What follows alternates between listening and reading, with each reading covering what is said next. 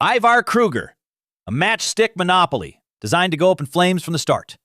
Some of the most powerful bankers in Europe were nervous. They were assembling to sit across from the man who had recently been the person who was outlending even J.P. Morgan when it came to governments in need. It was set up as a polite conversation, an inquiry about some recent Italian government bonds. They were also forgeries, really bad ones, done by man Ivar Kreuger himself late at night, tracing the finance minister's signature.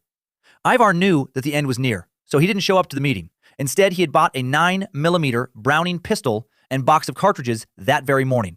Impeccably dressed, of course. Around midday on the 12th of March, 1932, Ivar Kreuger was found dead in this apartment. How did the largest financial empire in Europe collapse in a matter of weeks into pennies? We would have to dial back time to answer that question. Ivar Kreuger was born in 1880 in a small Swedish town, the eldest of 6 children in a family whose business was making matches. His father ran a couple of modest match factories. Ivar was confident, bordering on arrogance even as a kid. He could back it up with smartness, which he did by graduating 2 years early from school. He was trained as an engineer.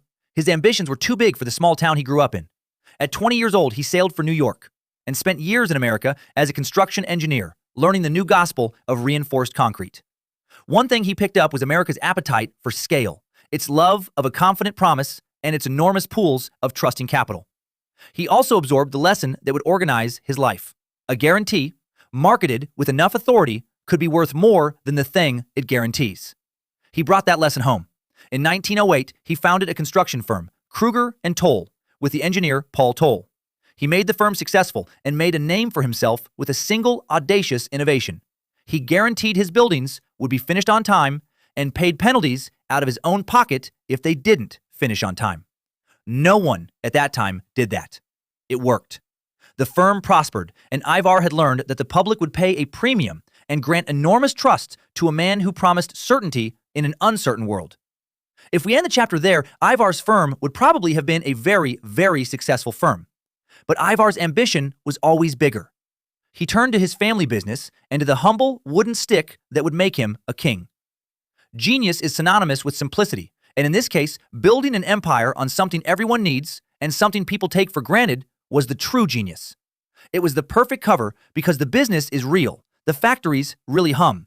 Billions of little boxes really sell. The cash really comes in. Kreuger set out to own all of it. His method was quiet and ruthless.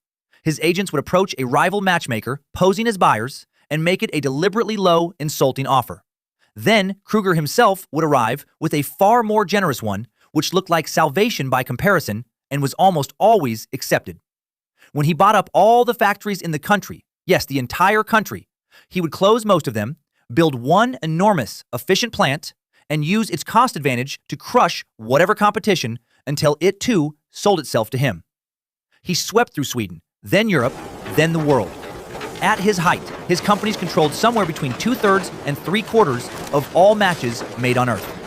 The newspapers crowned him the Match King. This title, up until this point, was fitting, since there was scarcely a pocket on the planet that did not carry this product.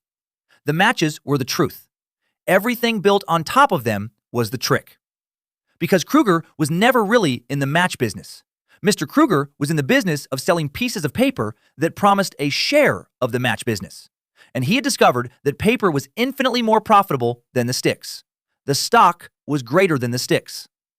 Through a company called International Match Corporation, floated to American investors, and through Kreuger and Toll, he sold stock and bonds to the public on a single, irresistible promise.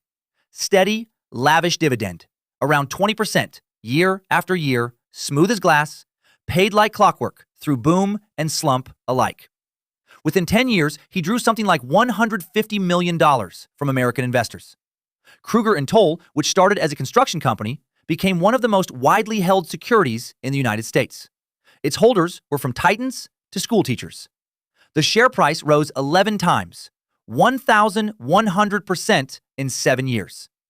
How do you pay a 20% dividend forever, through the worst economy in history, from a business that sells matches for a fraction of a penny? You don't. You can't. And here is the heart of it. The thing that makes Kreuger the father of every fraud in this. Dividends were paid, in large part, not out of the profits, but out of the fresh capital of the next round of investors. The money paid to the old came from the pockets of the new. It was, at its core, the same machine Charles Ponzi had run with postal coupons a decade earlier, except that Ponzi's underlying trade was a fiction, and Kreuger's matches were gloriously, verifiably real. That was what made it unstoppable for so long. No one doubts a man whose factories you can visit and also has a monopoly on a product that is so simple. All you had to do was look in your pocket and you could find Kreuger's matches right there. The reality of the matches vouched for the unreality of the finance. To keep the machine hidden, Kreuger built the other great innovation of his career, one that auditors still study.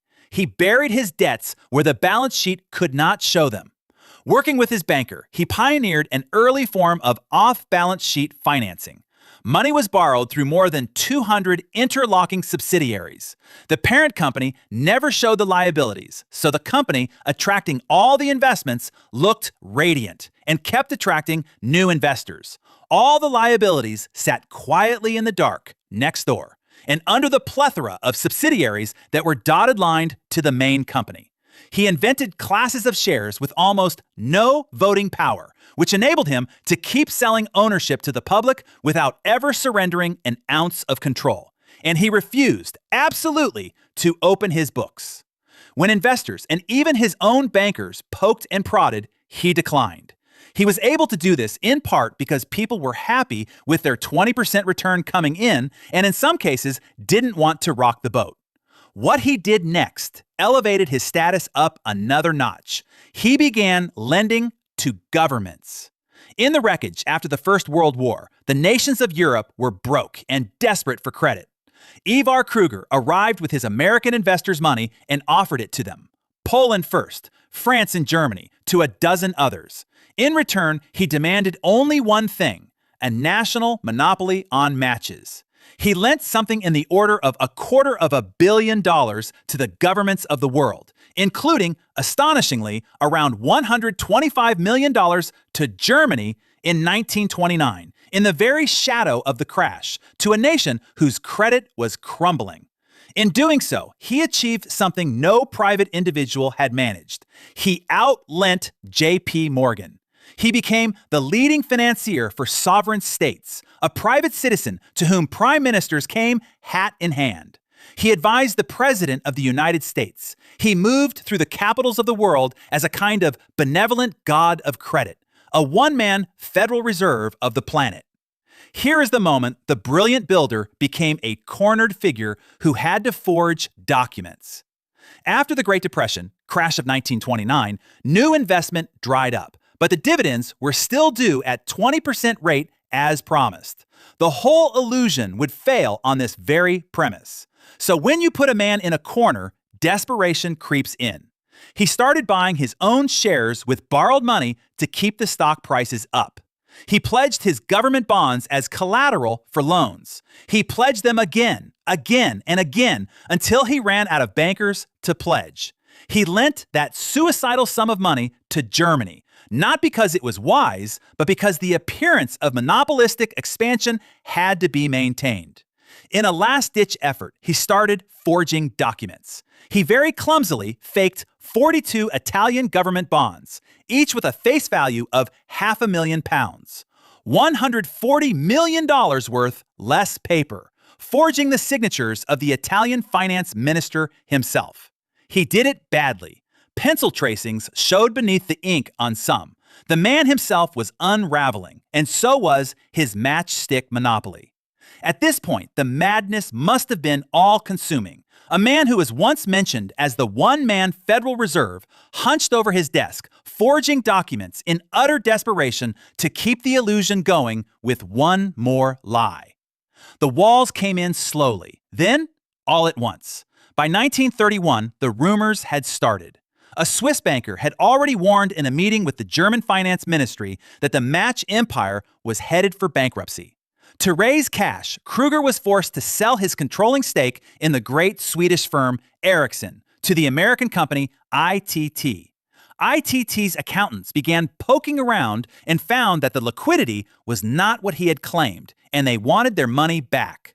A possible merger required an external audit, and the auditor found gaps, huge ones. In Sweden, the central bank, which had lent him so much debts, which amounted to half of the nation's currency reserves, finally demanded a complete statement of his accounts before Kreuger's company could receive another krona. The one last asset that might have saved him, the Italian bonds. Bankers had gathered to ask some questions around those bonds. Instead of showing up to the meeting, he had chosen the gun instead. There are conspiracies around this death, even escape stories. But evidence points to a troubled man to who committed suicide because the show came to an end. Kreuger's empire was $1.25 billion in the red, the largest bankruptcy the world had ever seen. Ivar himself, personally, was hundreds of millions of dollars in debt.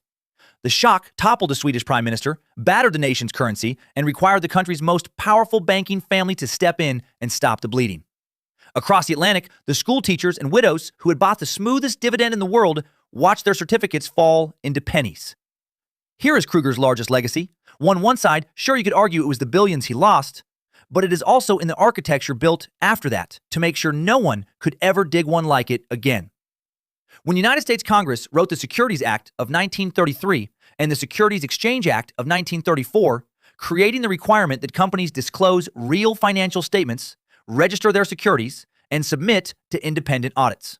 Accounting profession was also made legally responsible for vouching for the books. They were, in large part, built precisely to stop from Ivar Kreuger happening again. Modern financial transparency was, to a remarkable degree, his ghost inheritance to the world. In final perfect irony, the reason he belongs as the opening chapter is because every disclosure rule, every mandatory audit, every requirement to show the world your real balance sheet exists because of him. The men and women in the chapters that follow would build their own ruin precisely by finding modern shadows where those rules could not reach. Offshore, off the books, beyond the reach of any auditor. The cage was built for Kreuger. His new-gen versions simply learnt to live outside the bars. Lesson 1. Build on the boring.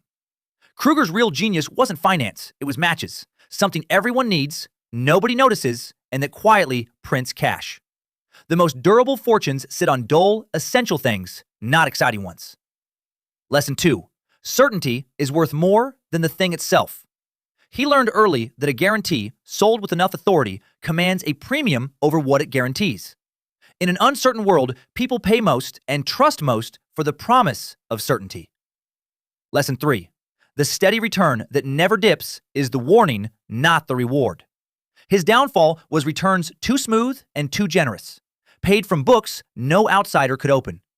When someone answers every hard question with silence and a fat dividend, the silence is the answer.